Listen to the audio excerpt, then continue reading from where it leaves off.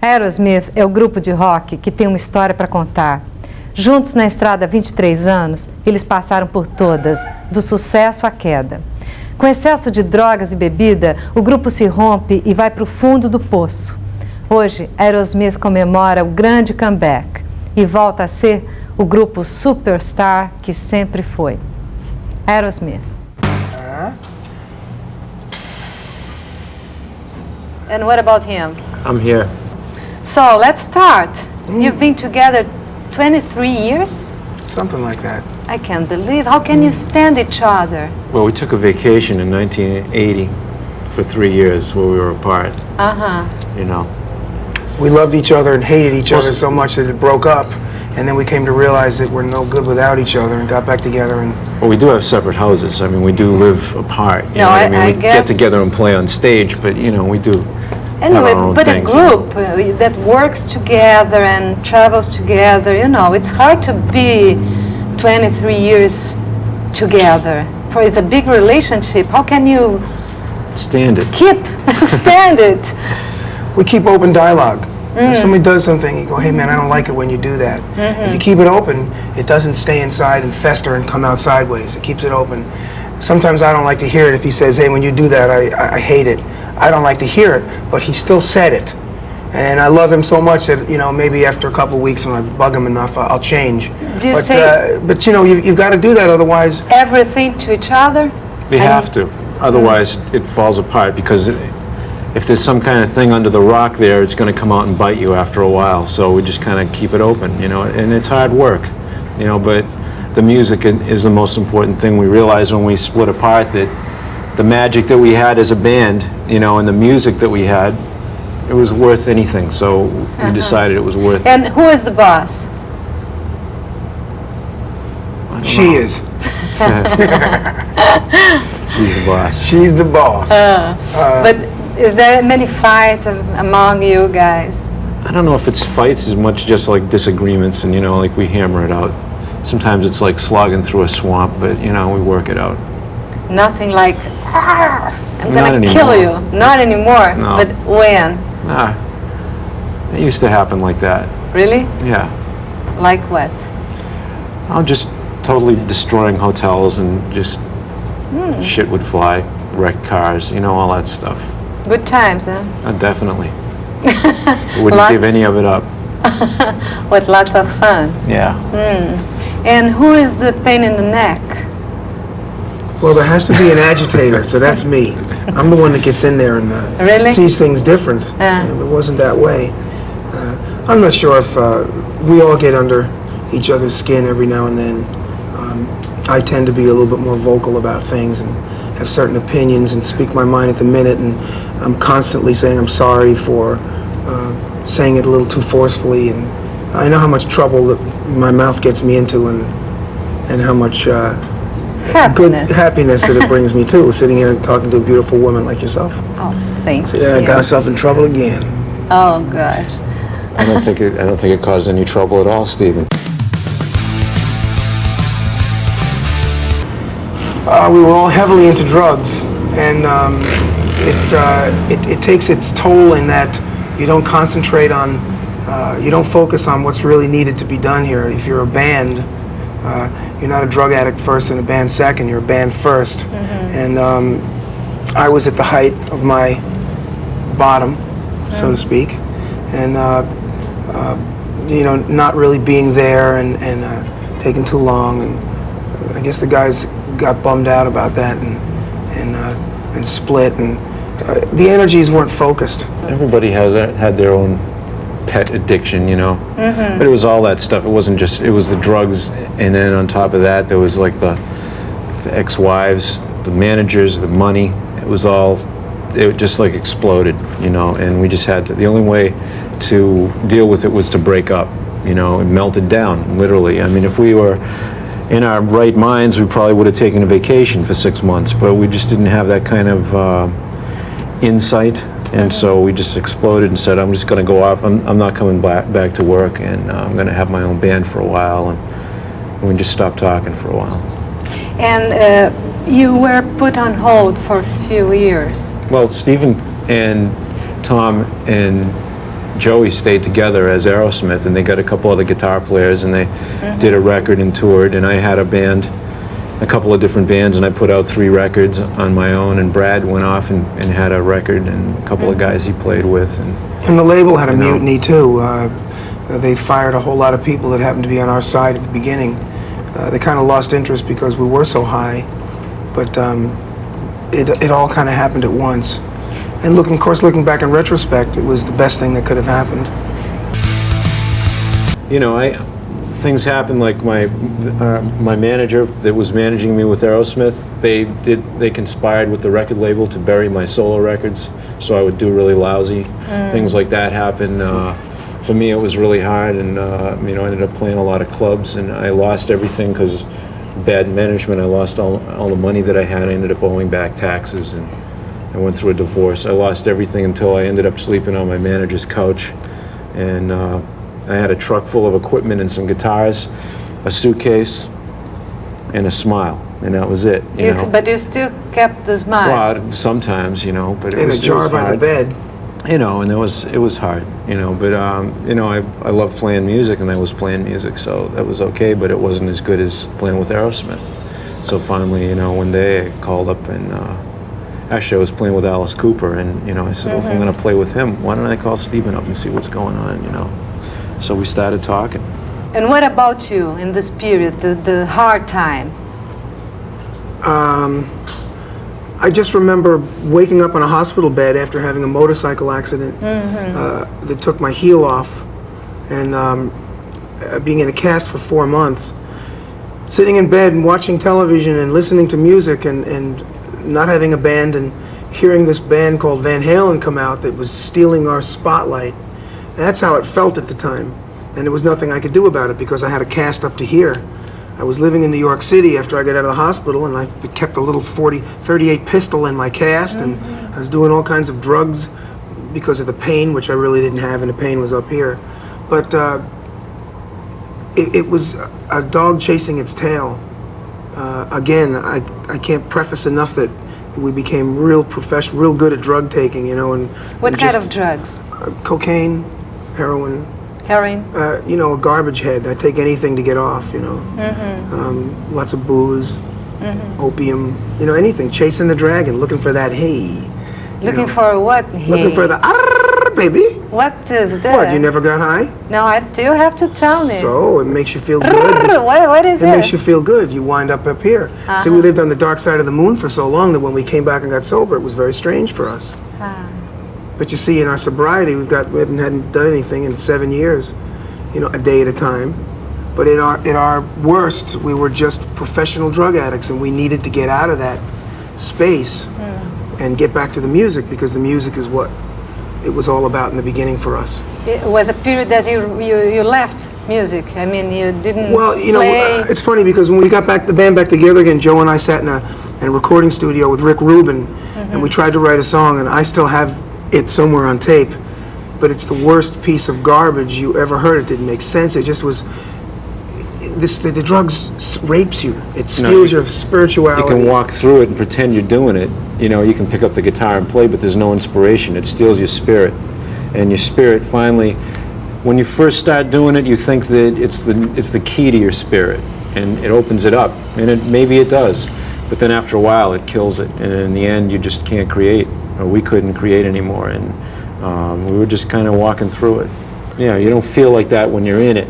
But I do know that when I would wake up in the morning, my first thought was not, I can't wait to go to rehearsal today or go to the studio. It would be, I got to go see my dealer so I won't get sick. And that's where the shift is, rather than go, well, it's something you do at a party after you've finished. It's something that it takes over your life. It takes a long time to get to the point where, you know, I can look Joe in the eyes and say, you know, I really don't like it when you do that. Or how about, you know, you take a lead too long on stage, or your guitar is too loud, you know, and have him hear me now is a blessing. Or say something to him that is so meaningful now that it makes me cry. Would have never come to that point, but it didn't happen overnight. It's one of those things that I have to be that way with him, as much as it hurts sometimes, for the benefit of the band and for the benefit of our friendship, because, you know, we've kindled and gotten so much better as friends now, and I want to go places with him on my time off as before was to get as far enough away from anybody in the band as we could, and it's one of those things that not only is it good for friendship, but we write great songs together again, and it's like... But how did you do that together? It takes work. Everybody kind has of to work? do it on the side, on their own. There's a lot of like introspective things, and you know, everybody takes their own path because you have to. It has to come from here. A lot of it was like just. For me, it was discovering why I got into music again. Many idols, they had a sad end, like Janis Joplin, Jimi Hendrix, Elvis. They killed themselves. Why do you think it happens? Who knows? Why do some people get in a car crash and other people don't? I mean, we all took the same amount of drugs. But do you think it's a kind of pressure from outside, or Are you is talking about why people do that? I think that most creative people find that there's a shortcut that they can take. I mean, all through history, creative people take a shortcut using chemicals to get to that spiritual place where they can be free and play guitar or write poetry or paint. And unfortunately, those same chemicals are also poison. So sometimes you take too many to get to that place, you know. And Janis and Jimmy did not that night they died both say, I'm going to kill myself tonight. You know, when you're as high as they were and as high as we were, you're just doing another hit. It's what you forget is that your body, for instance, people that have bad hearts take a drug, and after 10 years of taking this drug to help their hearts, the body shuts down and it doesn't work anymore. Digitalis it's called, and they have to change drugs because the body says or it gets used to it. And that's what drug addicts forget, is that you'll do that one hit that you're used to. And the other thing is from habit, you do a little bit more all the time. You look at people and they say, oh, I need to get high, I'm not high. But you look at them and they're clearly stoned. They just don't feel good. Tell me your daily routine. Up at 6:30, Phew. carrot juice down the gullet, to the gym. Shoo. Bionic sit-ups I believe with Nancy and Evelyn. You believe this guy? It's different every day, you know. There's a nice pool here, so we've been spending a little time there. But are you always on the road? I mean, I think so. Well, this year, yeah. And what about the loneliness of the road? It's funny. It's like album, road, and the album is what you hope has some hits, you know. And it's like surfing, you know. The album is your surfboard, and the hits are the waves, and you want to go all the way to the shore with it, and that's the tour. So you're constantly on tour to support the album, to support the hits. But how do you feel in this gypsy's life? it's the only thing we know, so it's like, you know, we're here. Yeah. You are a gypsy, huh? Oh, yes. Are you married? Mm-hmm. Both of you? A couple of times. Oh yeah, how many times? 2. Not too much. 2. No. 2. And where are the wives? Oh, my wife's upstairs. And yours? On our way up to Sunapee, New Hampshire, Uh-huh. in the snow. It's like, And because the lust is something very present in your music. The band has the fever, right? yes. Has it? Mm-hmm. Really?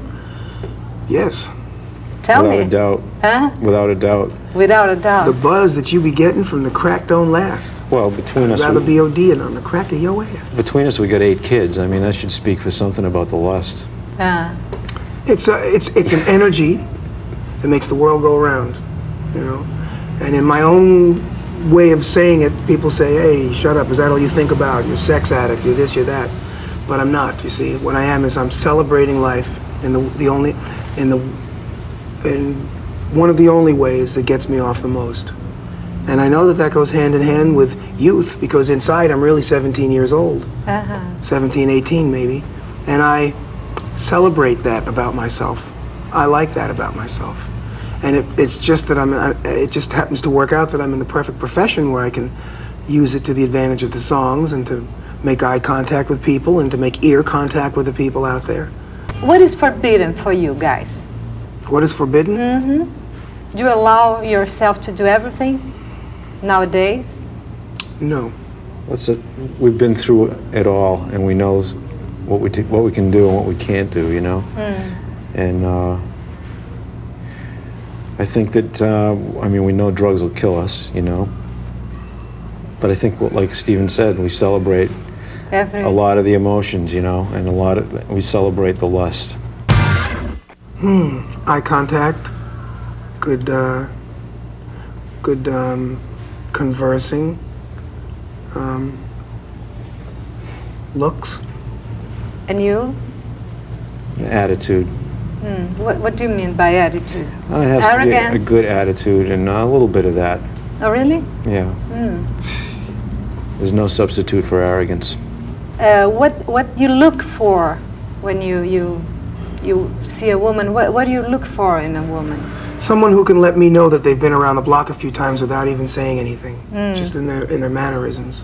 Who can speak with their eyes and they can speak without saying much. That's real important. And Good tan. Good what? Tan. Tan? Tan. Tan? Yeah. Really? Is this so It's important? important, yeah. Really? But even in Boston? Well, you got to look harder there, you know. In Rio is easy, but Yeah. the object of my affection is to change your complexion from white to rosy red. And how do you act when you want to conquer a woman? Uncross my legs. Just that. Easy, huh? So you believe in your body? Sure, body language. Okay. But you said once that obviously women are superior sex. Do you really mean that? Positively. Or it just another No. joke of you? No, not at all. They raise children, they have children, they're not afraid to show all sides of emotions, whereas men only can be, They don't know how to cry and make their feelings be felt and known. Your video, Love in an Elevator, they cut, you know? What about censorship? It isn't censorship by the government there in that case, because they would show Madonna clips that were a lot hotter, you know. So it was a case of just MTV like wanting to please their sponsors. So. But why this taboo with sex? Well, because they don't know where they're at yet with it. You see, it's not about not showing anything for a reason. It was no naked backs or any body parts. Why? It's just our rule here. No, nothing behind it. Nothing tangible other than this guy's not getting enough sex from his wife, or maybe he's getting too much. It was sideways. It didn't mean anything to me. It was just, reminds me of high school. You can't just because I said so. And so you try to get to the bottom of it, and what's it really all about? But you still keep, your group still keep that rebellion, you know, that Well, maybe that's it, yeah, you know. Well, we were actually projecting family values in that, because that was my wife in there I was making love with in the elevator. So it was I thought it was a very positive thing, but you know, they didn't see it like that. Yeah. What do you think has changed from, you know, are you still irreverent, witty, and everything from the beginning up to... I love to have something to fight against. You know, it's like a ball, and I have to have a backboard to bounce off of. I think it's great to have these little obstacles in the way, you know. It's something that moves you. Yeah, you know, I mean, I can remember, you know, his first wife, you know, a Sweet Emotion. It was one of those things. I was going through a lot of crazy stuff, and it spurred the lyrics and the song, and you know, all the way down. Every time something goes down, I look back in retrospect and I say, "Geez." So now I know the reason that this happened. You know, so it's good. A little friction. I see. You have that T-shirt that you said, if men bled, tampons would be free. What is the issue? Is the feminist is something that is an issue for you, or you just... I found it in a lesbian bookstore. You know, my kind of place. Why, are you bisexual? I'm bisexual, yes. I love to be with two women. Yeah? Oh, in that way. I just think I was It's a new probably- definition. That's right. You know? Not bad. No, it just stems from my promiscuity and my head being in the clouds and wherever I am at the moment. When I heard that, I thought, yeah, that's right. If men bled, tampons would be free. They'd be in every men's room, you know. It was just one of those things that made so much sense, because everything else that goes on doesn't make any sense at all. I see. What is he saying? I don't know. What are you talking about? What are you talking Are you about, that man? serious, What are you guy? talking about, man? Are you that serious? Yeah, when I see the way men treat women, yeah, I get really bummed out about it. I think that it's such a crock. And then I think it's the year 2000 coming on, and we're still this far. You know, we got so much to go. And it's all about opening your heart and coming from a heart place. And it's about education. I have a lot of serious sides I get bent out of shape about. I like both. Me too. Thank you. The funny and the serious. Yeah, it's interesting. And how do you balance between them? I don't know. It just comes out that way, you know. I mean, if you look at the songs we write, there's a little bit of both in all of them. But mostly there's a lot of sense of humor in there too. I mean, we don't take ourselves too seriously either when it comes to these kind of issues. How do you see yourselves in, I don't know, 10, 15 years? Still working, still on the rock? Positively, chipping away at the stone, so to speak. But yeah, I mean, it's in our blood. It's, you know, fortunately, it's not always us up there. It's the byproduct of us, which is the songs. And when somebody hears a song, they go, or they go, I hate that. But it's still something that they catch with their ears and goes in. You can't stop it from going in. And we're getting pretty bad at our art. You know, we've got so much stuff coming. I mean that facetiously, bad, good. That we can weave a real good tapestry in that we can have all different kinds of music on our album. It's not just heavy metal, or it's not just, it is more rock and roll than a lot of those other things, but we can do a Dream On with a Train Kept a Rollin', or Janie Got a Gun with a What It Takes, you know, Young Lust with... And If we were 10 years ago and you said that we were going to be playing in Brazil, have been in the Wayne's World movie, up for 5 Grammys for the last record, doing all these kind of things that we're doing, traveling around the world, I would say I don't believe it. So who knows what's going to go on in 10 years? why you would say, I won't believe? Because who knows how far things are going to go, you know? I mean, when we first started, we were in it just to pay the rent next week and have a gig and hopefully have a free beer and a place where we can stand in front of the girls and shake it, you know? And today we're in Rio de Janeiro, and I'm out at the pool with Bobby Brown and... A superstar. yeah, and Whitney Houston. I mean, she's beautiful. Yes, She's a she is. god to me. Yeah. I'm sitting there BSing with her and having the greatest time. And what is the... So these are dreams come true. These are things that we never thought. You know, we just never thought. When you decided to come back, you had the great, you know, a great comeback, a big one. And was a decision of all of you, or what? Who was the one who said, let's go back? Well, Stephen and I talked together on the phone, and then we got together in a room and we said, oh, let's see if we can give it a try. Then we got the other 3 guys together and we said, you know, like, look, we got to do it, but we got to start from scratch. And it took a long time. It wasn't like we got together in 1983 and all of a sudden started selling 5 million records. You know, the first record we put out, and we had to cancel the first tour we did because we were still doing too many drugs. So that's when we decided we had to fix that. Another year goes by, we put out a record that didn't do so well. So we had to, you know, it was a long process, you know, but basically what happened was we got together and played our music and said, this is great, we want to do this some more. Everything else comes from that. What is the worst thing of being a superstar? That you can't go anywhere, especially, you know, with your kids or, you know, with your family or... Just yourself walking down the street. It's there's a certain thing about the privacy that you give up. Do you have children? Yes. How many? 2-year-old boy, 4-year-old girl, 15-year-old girl, 16-year-old girl. Wow, it's a big family. What about you? 2 years old, 7 years old, 13 years old, and 21. Gee, All boys. a big family man also. Band, songs, family. With 2 cats and a yard, life used to be so hard. Now everything is beautiful because of you. And now everything is beautiful because of you too, guys. Thank you very much for Thanks a being lot. Merci here. beaucoup. Thank you. Thank you.